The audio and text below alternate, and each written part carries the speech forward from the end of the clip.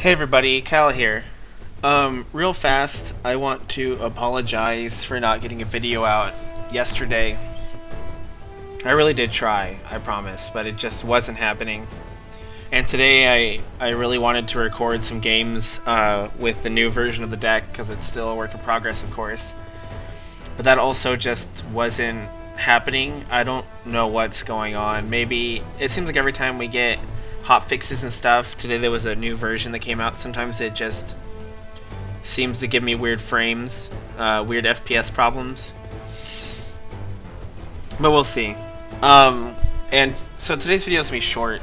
I'm sure, I don't know how many of you are still watching from my old content, but for those of you that aren't, I do struggle with a couple pretty serious mental disorders. I have bipolar and I have PTSD, and these last couple days have been really bad. So I'm trying really hard. Duelyst is a good outlet for me to, to try not to dwell on stuff. And so I was able to kind of focus that and get into gold finally for the first time. I'm sure at least some of you watching are probably much higher than this, but I got to gold and I finally got my Magmar ribbon, so I'm pretty excited for sure. I fought this guy twice and he was using a crazy, it wasn't like a meta deck, it was basically like face Abyssian, but with the cards that are Abyssian only being switched out for, the best thing he could think of to replace it. So he ended our streak, sadly, but this streak is what got us into gold. It was really, really fun to play. It was great. But I'm gonna show the deck real fast, kind of explain what I got going on here. So this is the deck. I still find it weird that our general counts as one of the cards, because that means we have a 39 card deck, which seems kind of dumb to me. That it's completely pointless. Let us have a 40th card, you know what I'm saying? But regardless, so Flash Reincarnations are in the deck now. I'm not sure why no one in the comments ever told me about these before. Since your minion takes 2 damage, I wasn't really sure if it was great. But once I started working with them, they ended up being pretty amazing. We do got 2 Dire-Tide Frenzies in here because we need AoE, and it's just proven itself. So I got hiccups to be a very, very strong card. 3 Mystics, 3 Jaxies, and 3 Young Silthars for early game.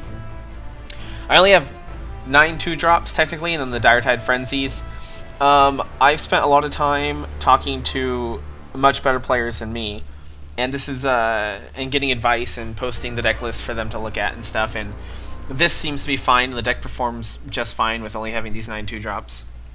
Lady Locke, I'm very, very happy with her as a one-of, for sure. She's great to have around. The Vindicators, I mean, there's no explaining just how useful these are. They come really well with Dancing Blades, which I now have in here. The Dancing Blades are in here because they've been really useful against, I've been fighting a lot of Vanar, just Vanar. And having the Keepers, I know a lot of people complain that the Keepers are like OP and stuff like that, but I feel like you really need to have a deck set up where your Keepers are giving you really good things. Because what I was noticing is I wasn't getting as much value with my Keepers as I was with these Dancing Blades. I was kind of throwing the Keepers out and just hoping to get something good. They never really felt good to play unless they already was winning, in which case, whatever. But the cool synergy with these, I mean, of course, this synergizes with any creature we play. Now, being able to throw down Dancing Blades, do 3 damage to something immediately, and then also have a 4/6 that can react is great. Flashing this out to do 3 damage immediately as a 3-mana response to something is also very good. Going back up, Egg-Morphs, again, our main removal spell, Rejuvenators, and we got Twilight Sorcerers because we're able to pack more creatures in here if we have the Twilight Sorcerers, because we're going to get back our Egg-Morphs and our Frenzies and our Metamorphosis and all that good stuff.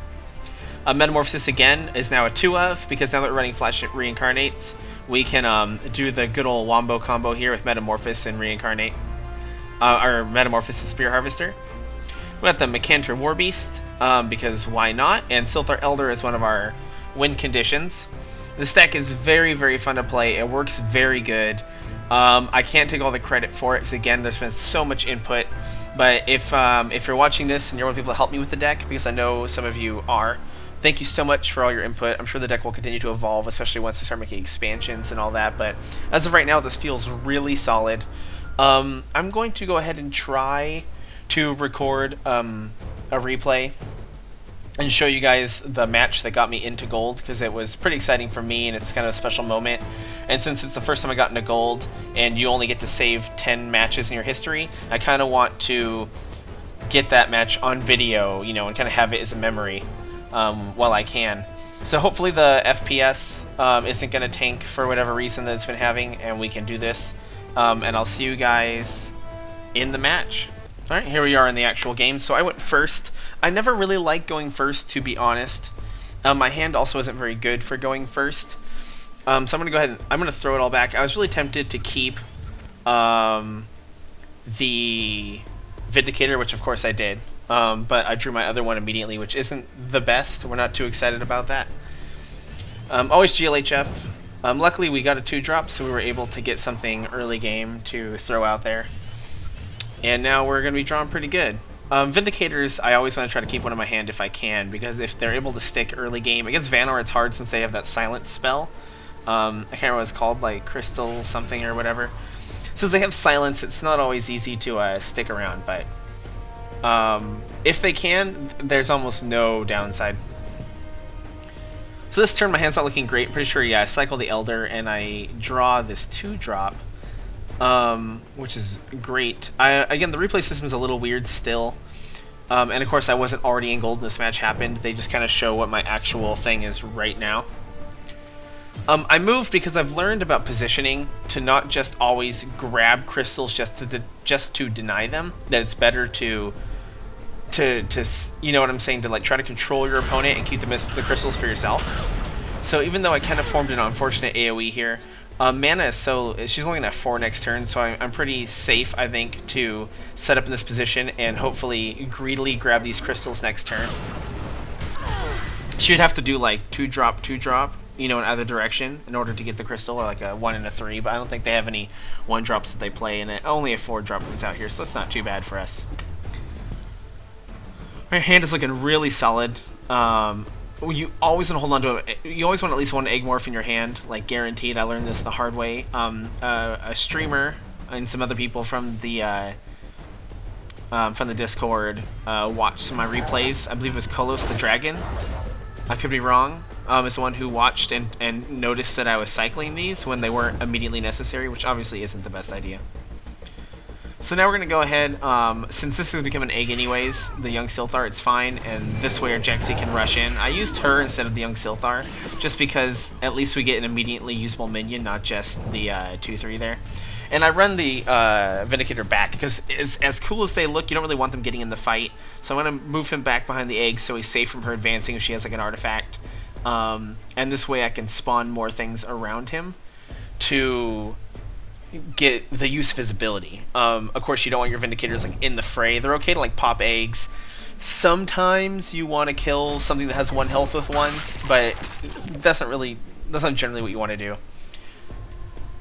I believe here I actually end up casting a Twilight Sorcerer and using the rush to kill this 4-3. Because again, like I'm saying, having that rush is so good for just controlling your opponent. It's such a good utility to have around, like, for sure.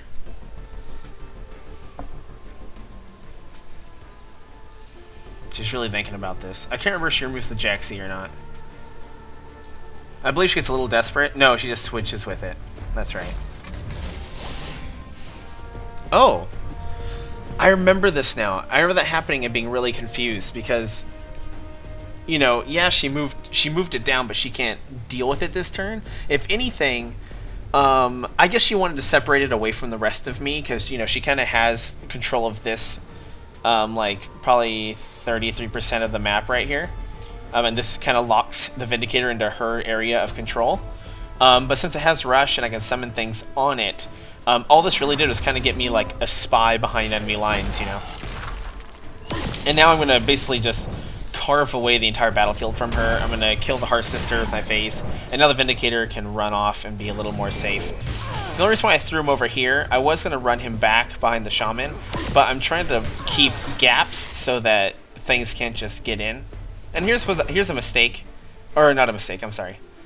I was thinking of a different replay that not a different replay, a different match that I played. This is fine. So of course, finally realizing the threat, she dispels the Vindicator, and once they get dispelled, they're basically completely useless because their actual body is so weak, only being a 1-3 and now a 1-1.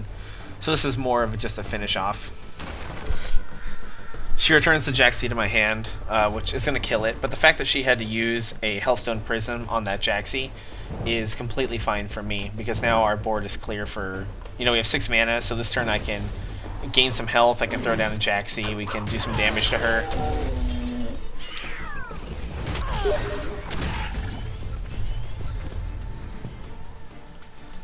Going into this turn, we have a lot of options. The Elder is very nice once that comes up. But I don't remember if I end up casting this anytime soon. She is going to be able to clear off our Rejuvenator, though, sadly. But that's all she really got. This 4-3 isn't much of a problem. Sadly, the 2 Flash Reincarnates aren't what we want to see. I feel like you generally only want 1 in your hand, unless you're going to, like, flash, Elder. I think you have to do 3 flashes, actually. Yeah, flash, Elder. Which isn't usually worth it, since the first Elder you summon is basically going to be an 8-2, but sometimes they make eggs, but that's a very rare situation. So here I just hard cast the Elder, just for full cost, and I'm just going to break her mana, I'm just going to break her artifact here with my face and with the mini Jaxi, and I'm going to move back over to my side of the field, to her side of the field, so that the Crystal Cloaker can't have its infiltrate bonus if it wants to come over to me. It's going to have to walk on at least neutral ground. I'm sure it can walk over and kill Mini Jaxi. That was an unfortunate spawn. But if this is going to waste its time heading over here and getting away from the conflict that's happening, basically primarily on this side of the battlefield, I'm fine with that. That's exactly what it did. So she did silence this. I'm not sure which one is correct, if you hit the egg or hit this. I guess silencing this so it doesn't make more is correct, but this is going to hatch, so she has to find a way to deal with this immediately. Now we're in a bit of a rough spot, it seems, but the Spirit Harvester is going to be a solid play here, I think. Especially since we can walk down with the 8-6. I think what I do is I walk down with the Elder, I hit the 3-3. Or do I, like, egg and then do this? I don't remember. Actually, no, I'm sorry. I do the Mecantor Warbeast, because this has this is a non-combo with our Elders, of course, because it starts popping our eggs. I went ahead and pulled back here just to be a little cautious. We had her on the back foot. This might have been too defensive. To be honest, I probably should have stayed in there. But, this was the match to get me into gold. I wanted to play a little safe. I did mess up here and didn't run. I was supposed to summon the Warbeast before I walked away. So that was unfortunate. But now we got our 2 Elders up. So she's going to have to find a way to respond to 2. Even if she returns 1 to our hand with the Hellstone Prism, we have a space for it, so at least we won't lose it completely. She takes out our Mecantor Warbeast. Again, if she doesn't have a way to answer the Elder, though, since we have a new fresh one, it's going to start multiplying. And that's not going to be good for her. I remember exactly what I do this turn. See, so I'm going to move in closer, though. There's no reason for me to be afraid of her at the moment. We definitely have the stronger board. If you can, once you get an Elder to stick, which is usually pretty hard against Vanar, just because they do have ways to return it, and if they're running Twilight Sorcerers, they get more Hellstone Prisms.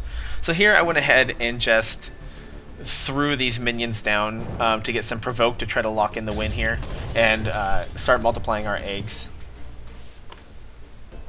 Hellstone Prism is fine. So she does return the Elder, but again, we have a slot, and now we have 2 in our hands, so that's fantastic.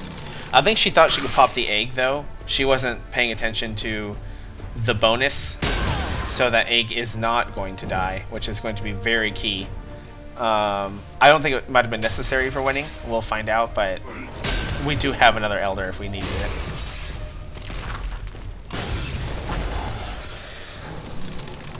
So here she has a pretty safe little cone. All we need, though, to kill her is the Mecantor Warbeast. which we sadly do not have. We don't have any Vindicators either to rush something over there. So the issue we have to deal with now is this 3-3 and this 5-3. So as much as I want to try to move in with her only having 4 HP left and go for the kill, I need to be a little careful about what I'm doing. I went ahead and Metamorphosis though, because I'm going to be able to kill this. It's going to reset the buff on this guy. We have a second Metamorphosis. This is going to hatch. We just have a really strong board state going, and she only has a 3-card hand. So we should be pretty solid. This feels pretty safe to me. And now that we have a War Beast in our hand, as long as she can't respond immediately. As long as she can't respond immediately. Oh, sorry, I have paused it. I'm losing frames all of a sudden for some reason. I'm really sorry about that. But, yeah, there's nothing that she can really do here to save herself. So it seems that I drop frames when a lot of Vanar stuff happens. So I guess that's part of Vanar's special ability, is they can break the game. So sorry if you missed a little bit there. I had to stop the recording and restart the recording just for a split second. But that's the game that got me into gold. You know, learning, getting the positioning down and learning to play around Vanar. Again, I had played Vanar for, I think, almost literally 10 or 12 games in a row. So it got us, I had a lot of experience dealing with them. But that's the new deck. It's probably going to stay like that for quite a while, I think. But I'm open to any feedback. Again, sorry I missed an episode yesterday. I'm going through some stuff, but it's going to be okay. And I'll talk to you guys tomorrow.